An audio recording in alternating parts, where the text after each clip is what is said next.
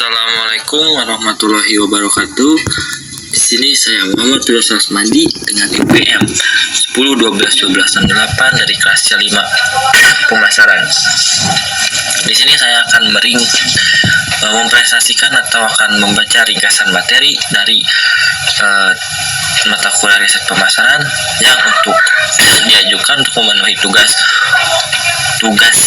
evaluasi tengah semester mata kuliah riset pemasaran yang di dosen pengampu dengan Bapak Indra Jati Wibowo, sarjana ekonomi magister manajemen, yang disusun oleh saya sendiri Muhammad Firdaus Asmadi dengan IPM 10, 12, 12, 68 Universitas Teknologi Digital Bandung 2023. Oke, sekarang kita masuk kepada materinya.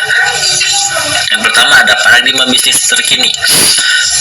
Paradigma bisnis atau pergeseran paradigma dalam bisnis, perubahan atau perkembangan besar dalam perusahaan memproduksi barang atau jasa. Yang kedua ada paradigma bisnis terjadi ketika adanya teknologi dan peralatan baru dikenalkan pada perusahaan, meningkatkan kualitas produk dan pendapatan jasa. Adapun jenis-jenis paradigma bisnis ada 4 jenis. Yang pertama ada pemasaran yang personalisasi, menganalisis data pencarian konsumen sebelumnya untuk memperiklankan. Yang kedua ada analisis data waktu yang nyata, kemajuan teknologi untuk mendapatkan data tentang kinerja penjualan, pemasaran, dan lain-lain, guna untuk memperbaiki dan menyesuaikan beberapa strategis secara keseluruhan. Yang ketiga ada telekomunikasi, yang digunakan untuk berkomunikasi melalui telepon, email, konferensi, video, dan lain sebagainya, menghubungi dan memperkerjakan karyawan yang berbeda lokasi, fisik, dan zona waktu. Yang terakhir ada perdagangan elektronik atau menciptakan toko online, seperti kita membuka online shop atau ya e-commerce lainnya seperti di Shopee, Tokopedia, dan di Lazada untuk kita berjualan atau mempunyai usaha atau toko sendiri. Dan adapun tips dan strategi. Yang pertama ada identifikasi tantangan apapun. Apa sih identifikasi tantangan apapun tuh? Kenapa harus ada? Supaya membantu karyawan memahami tanggung jawab dan posisi mereka, merencanakan proyek tujuan untuk paradigma baru, membantu anggota tim mengembangkan kebiasaan dengan teknologi baru. Jadi para karyawan tidak bisa seenaknya untuk bekerja di perusahaan kita dan mempunyai tanggung jawab dan tugasnya masing-masing, serta mendidik investor tentang transisi baru, kembangkan strategi utama. Yang kedua ada prioritaskan pelanggan. Nah, di sini kita untuk membuka e-commerce atau ingin mempunyai usaha sendiri, kita harus memahami kebutuhan pelanggan. Apa sih yang dibutuhkan pelanggan? Mulai dari contoh saya mengambil kaos, baju, apa sih yang dibutuhkan oleh pelanggan? Misalkan pelanggan ingin mengcustom gambarnya sendiri, ya udah kita nanti buatkan sendiri dengan gambar dari pelanggan tersebut, sehingga menarik para minat pelanggan untuk berbelanja atau membeli di toko kita. Dan yang ketiga, kumpulkan data yang bermanfaat. Kumpulkan data yang bermanfaat itu seperti penelitian kinerja perusahaan, kayak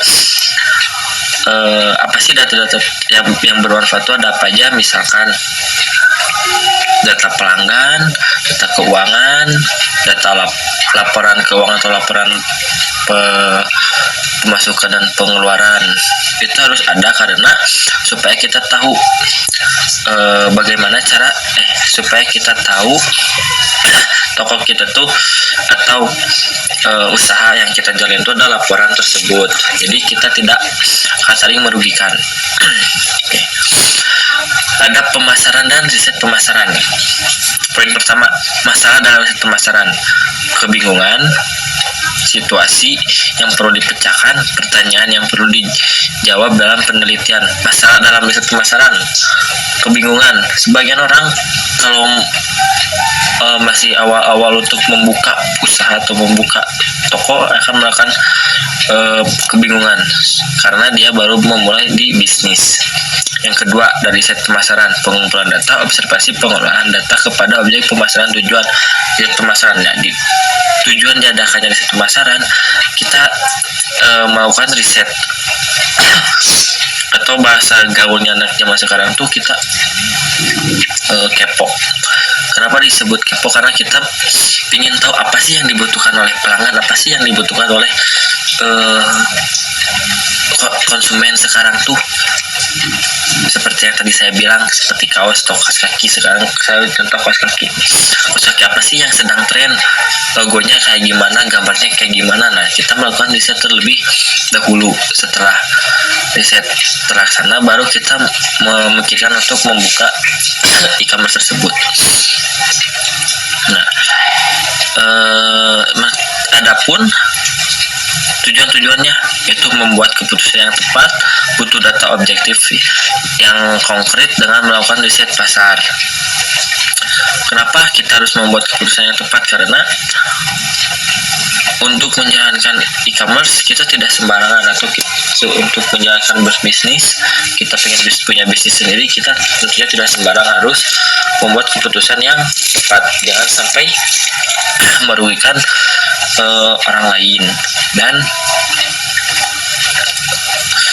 keputusan yang tepat tuh kita harus bisa membawa kemana arah si usaha kita gitu.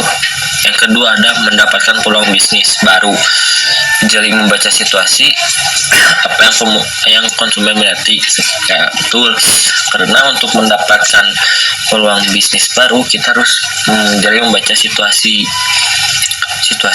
kayak yang saya tadi bilang, konsumen tuh butuhnya apa, perlunya apa yang diminati, apa yang disukainya, kayak gimana modelannya gitu.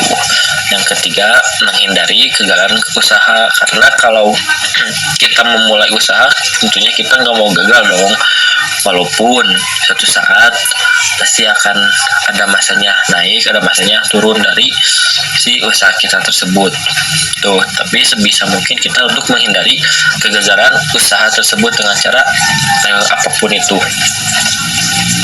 Yang keempat, memanfaatkan peluang investor. Perusahaan yang memiliki harapan dan peluang yang bagus sebagai daya tarik investor.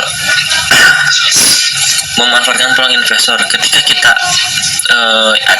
ada orang yang menawarkan investor kepada kita, sebaiknya kita terima saja, karena itu peluang yang sangat baik untuk pemula yang ingin membuka bisnis baru atau usaha sendiri. Karena selain modal yang kita gunakan, tentu saja dari investor juga bisa kita pakai sebagai modal yang kurang-kurangnya. Evaluasi mengetahui posisi dan selera produk dari pesaing. Nah, kita ketika sudah yakin punya usaha sendiri, kita evaluasi mengetahui nih posisi dan selera produk dari pesaing. Contoh tadi seperti kaos, kita lihat dari toko lain. Kita lihat dari toko, oh di toko ini gambarnya gini, misalkan gambarnya kurang, sedangkan kita bikin yang lebih dari dia. Contoh, di toko sebelah tidak bisa jasa custom, tapi di kita bisa. Nah, itu yang jadinya pesaing, dari produk pesaing dan selera. Tuh. Yang keenam, understanding, memahami perilaku konsumen agar keinginannya terpenuhi. Nah, kita ketika ada konsumen yang pingin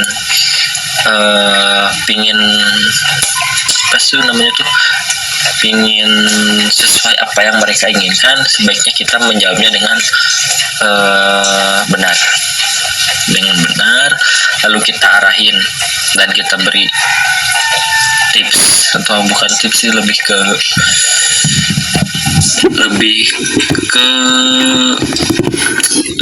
cara tips sama cara sama sih, lebih ke mengasih tahu agar ketika konsumen ingin seperti yang dia inginkan, kita katakan atau kita cari tahu, kita kasih tahu bahwa gambarnya kalau bagus begini, kayak gitu. ke-7, prediksi. Memprediksi agar tidak gagal dan riset pemasaran berjalan lancar. Seperti yang tadi nomor 3 menghindari kegagalan usaha. Memprediksi agar tidak gagal tuh kayak produksinya tidak gagal dan riset pemasaran berjalan dengan lancar. Adapun jenis-jenisnya, jenis problem solving, riset kejadian atau kasus yang terjadi di masa lalu. Riset problem solving. Yang kedua, problem identification research. Problem solving itu jadi riset kejadian atau kasus yang terjadi di masa lalu. Jadi masa lalu yang sudah kita lalui atau kita kita hadapi, kita melakukan problem solving, yaitu meriset lagi dari kasus yang sebelumnya terjadi. Contoh misalkan dari dulu kita tidak membuat laporan pengeluaran atau laporan keuangan. Sekarang tiba-tiba kita bikin laporan keuangan atau laporan pemasukan dan pengeluarannya. Nah, itu lebih ke evaluasi sih untuk problem solving itu. Problem identifikasi riset, mengawasi bisnis atau pemasaran dan menjaga proses kinerja bisnis. Nah, kita juga sebagai owner perusahaan atau owner bisnis kita sendiri harus mengawasi bisnis kita, bisnis pemasarannya, dan menjaga proses kinerja bisnis. Yang ketiga, planning research, mendapatkan informasi dan merencanakan kegiatan pemasaran. Nah, untuk planning research ini kita harus tahu ke arah mana nih usaha kita akan dijalankan, kemana nih usaha kita akan dijalankan, dan kita pun mencari-cari informasi untuk planning usaha kita. Proses riset pemasaran, definisi masalah, tujuan membuat riset, membuat keputusan, wawancara dan analisis data sekunder, melakukan pendekatan masalah, merancang riset, pengumpulan data, menganalisis data, membuat presentasi laporan. Pada riset pemasaran, menciptakan ide, variasi pilihan ide, memudahkan mengembangkan konsep, pengembangan dan strategis pemasaran, analisis bisnis, mengembangkan produk, dan tes pasar. Pemasaran atau marketing, perencanaan, pelaksanaan, dan manajemen aktivitas untuk memenuhi kebutuhan konsumen dan mencapai tujuan bisnis. Pemahaman kebutuhan dan keinginan konsumen. Nah, ini sangat penting, pemahaman kebutuhan keinginan konsumen. Ini sangat penting karena konsumen rata-rata pinginnya tuh sesuai yang mereka inginkan, gitu kan. Kayak tadi seperti yang saya bilang, kayak custom kaos, konsumen pingin gambar dia sendiri. Lalu dia bertanya kepada admin apakah bisa membuat baju tapi pakai gambar atau sablon foto dia sendiri atau kapal sama pacarnya atau temannya atau apalah keluarganya. Nah, itu kan kebutuhan atau keinginan konsumen. Ketika kita ingin memenuhi kebutuhan dan keinginannya, dengan senang hati kita harus mau nggak mau harus ngikutin gitu ya. Tinggal dia mengirimkan fotonya yang dia inginkan kepada admin, lalu admin akan mencetak atau mencetak foto tersebut untuk ditempelkan ke baju atau ke baju kaos yang dia beli. Tuh, nilai dan kepuasan pelanggan, memberikan kepuasan terhadap pelanggan dan membangun hubungan jangka panjang. Segmen dan target market menjadi fokus utama marketing mix atau 4P, pemasaran dan digitalisasi pemasaran, menjawab pertanyaan, metode riset atau survei, wawancara, observasi, analisis data sekunder, dan eksperimen, analisis data, tren, pola, dan wawancara wawasan. Manfaat riset pemasaran. Nah, ini pun sangat manfaat lah, sangat penting untuk melakukan riset pemasaran.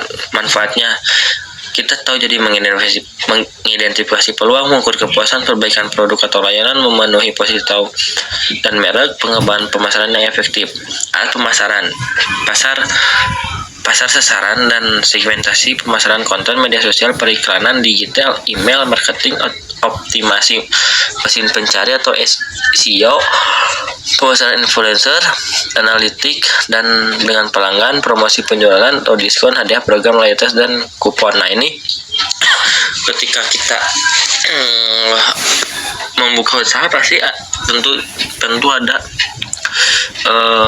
lebih ke diskon sama ke kupon. Kayak kalau di e-commerce ya, kita diskon misalkan 25%, kuponnya ada kupon gratis ongkir.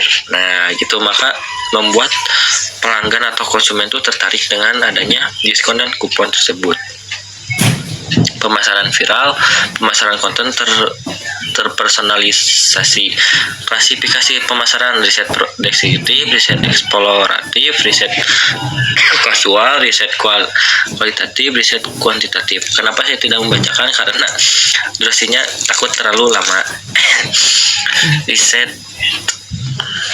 sebentar ya, agak buram. Loading.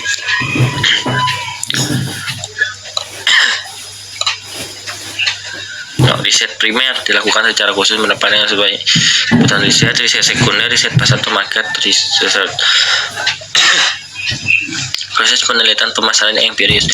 Identifikasi masalah penelitian, perumusan tujuan penelitian, tujuan berupa apa yang ingin dicapai. Nah, identifikasi masalah penelitian, kita mengidentifikasi masalah apa sih dalam masalah apa yang kita alami dalam penelitian. Perumusan tujuan penelitian, pemilihan penelitian, perencanaan instrumen penelitian dari beberapa metode yang dirancang untuk mengumpulkan data, pemilihan sampel dan pengumpulan data, analisis data, interpretasi hasil, penyusunan laporan penelitian.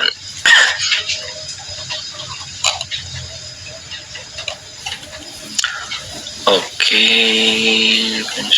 penelitian, implementasi, rekomendasi, evaluasi hasil implementasi diambil dari hasil penelitian guna membantu mengambil keputusan pemasaran yang lebih baik dan merancang strategi yang lebih efektif. Marketing research proses masalah dalam konteks riset pemasaran merujuk pada kebingungan, situasi yang perlu dipecahkan atau pertanyaan yang perlu dijawab melalui penelitian. Laporan persiapan dan analisis data dalam proses riset pemasaran. Laporan persiapan dari sisi metodologi, rincian sampel, tujuan instrumen, pengendalian kualitas. Analisis data memberikan data dari sisi data, analisis bivariat atau dua variabel, analisis multivariat atau lebih dua variabel, interpretasi hasil, visualisasi beda, kesimpulan dan rekomendasi. Masalah dan GAP penelitian pemasaran. Masalah, tujuan, langkah-langkah, penentuan batasan.